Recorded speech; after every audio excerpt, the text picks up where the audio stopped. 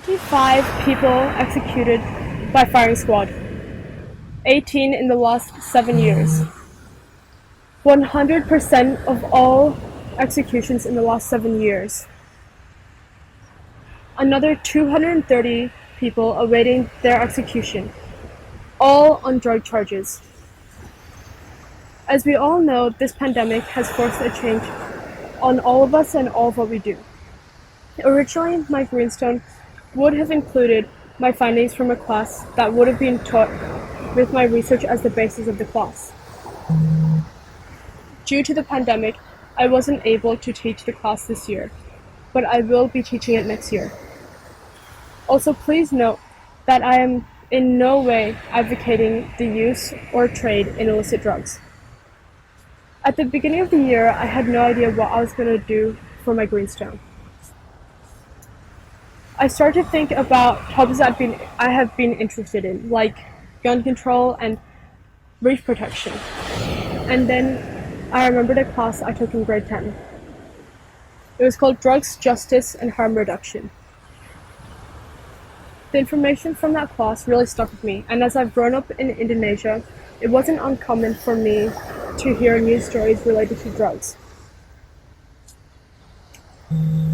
One of the things that interested me from that class wasn't something I learned about drugs, but instead my poor understanding concerning the laws about drugs.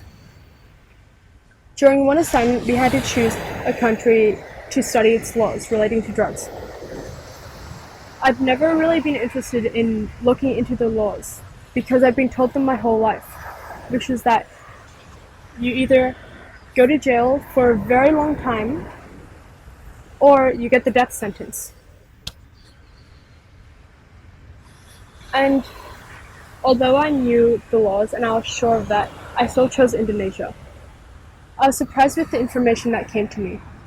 It wasn't exactly what I'd been told.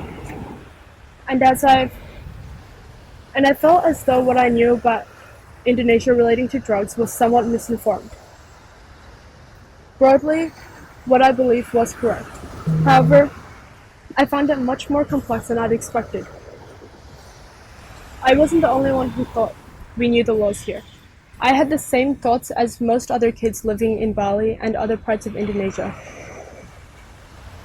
Although my Greenstone is based on drugs and their laws, after talking to a parent about substance abuse, I became interested in knowing more about what was going on in Indonesia regarding alcohol and tobacco items as well.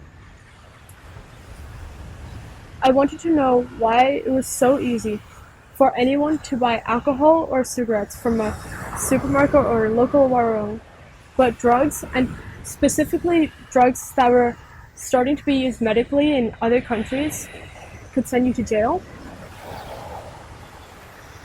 I began to look at statistics and found that according to the World Health Organization, 8 million people die each year from use of tobacco.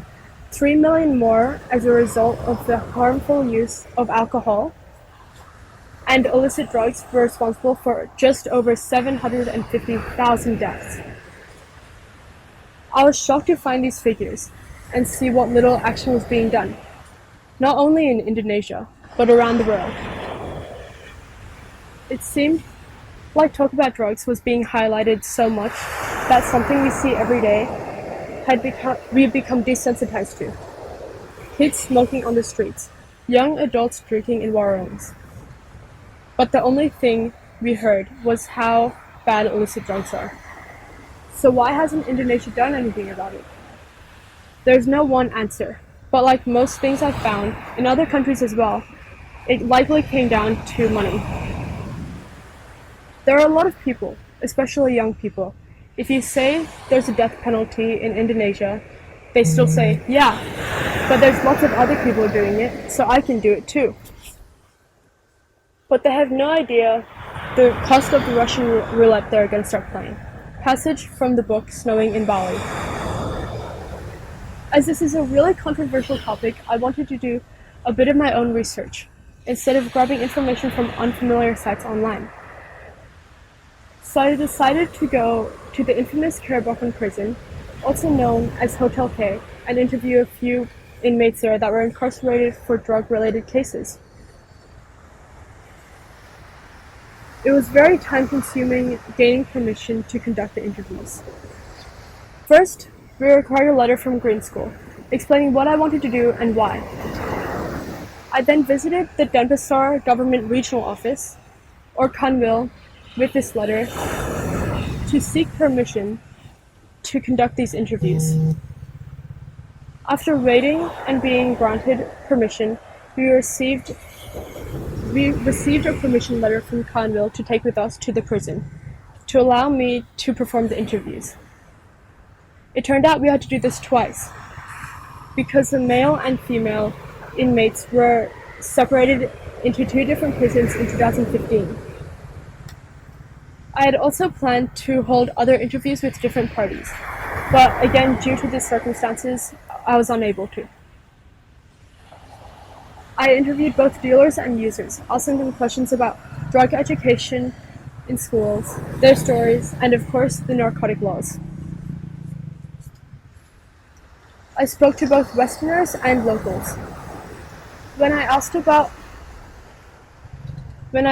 any background education on drugs, I was shocked to hear from all of them that they had no previous education around drugs while they were in school. What they had learned was mostly from biased news sources. Although they didn't get an education on drugs, a few said that they think it would make a major difference in the way people think. They believe that it should be a program in schools around Indonesia, and they would have appreciated the education they should have received. However, one inmate from out of Indonesia didn't think education would help at all and might actually make things worse, which I found really interesting. When I asked her why she thought that, she told me that sex education didn't work either, and teens were still having sex. I think what she failed to understand was that sex education was not about abstinence, but instead about understanding.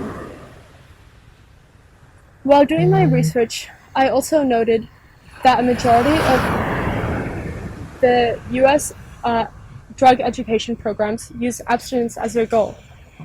While I believe the intention was good, past studies have proved that abstinence is not an achievable goal. A subject that came up a lot when I was interviewing the women there was rehab. So I started to do some more research into rehab, more specifically in Bali.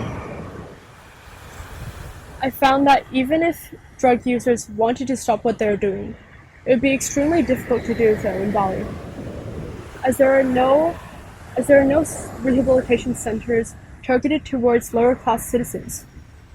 Although this is the case, Bali's getting called a rehabilitation haven, and that's because the centers available are targeted towards people out of Indonesia and out of Bali, and they cost between $200 and $800+ a night, which for the Western world may be considered cheap, but for Indonesia's minimum monthly wage of less than $180, it's extremely expensive and rarely thought about.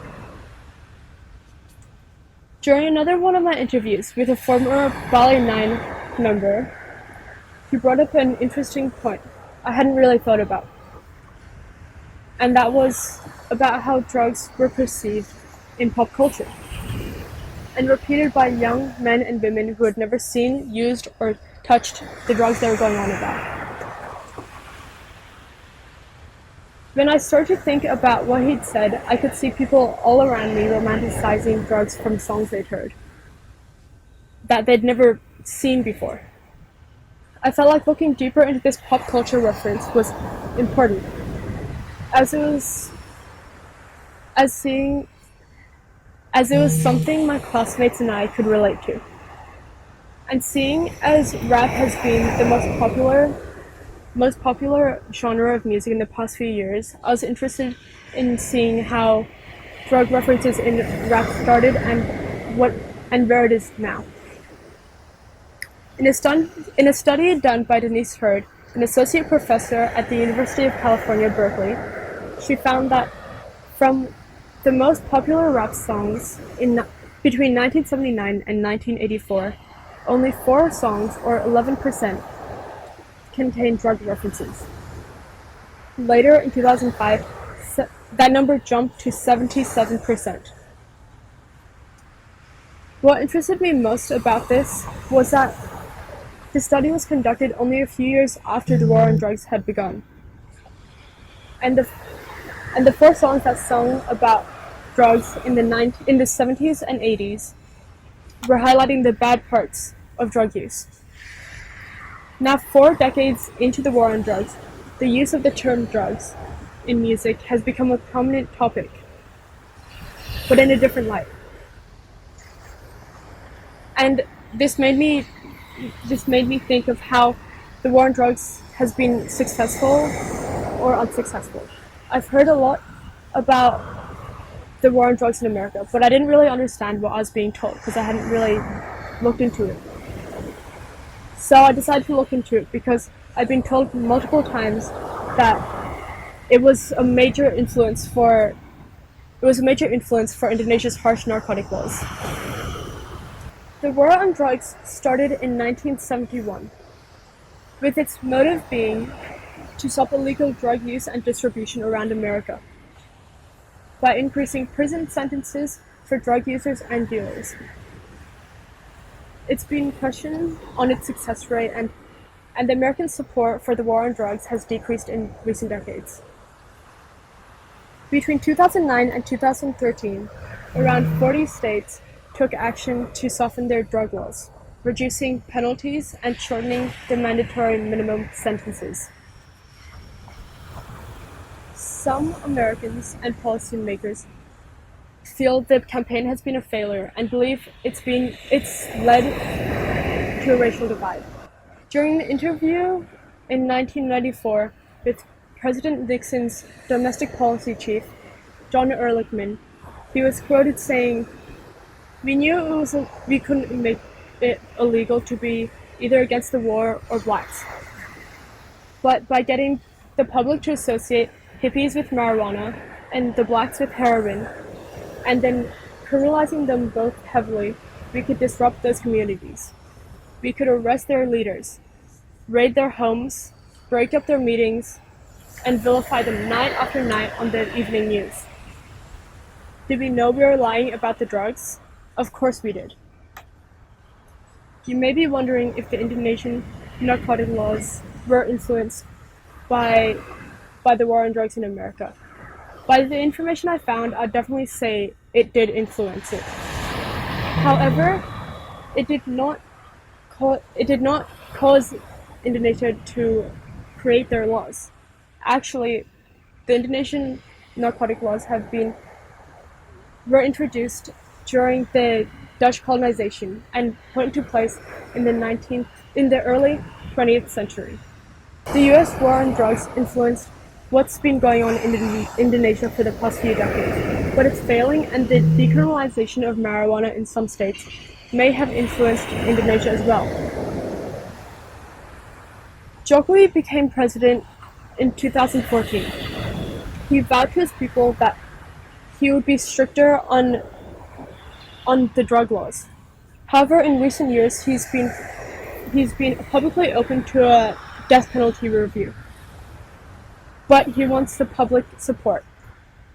And seeing by 2015 poll might be difficult to gain, seeing as 85% of Indonesians support the death penalty for drug traffickers. After I came up with the topic of drugs and laws in Indonesia, I had to come up with a project. I was thinking of making a documentary because I'd been interested in film, and it seemed like a perfect project. I could mix them together. But it was a lot more complicated than just saying, I want to make a documentary.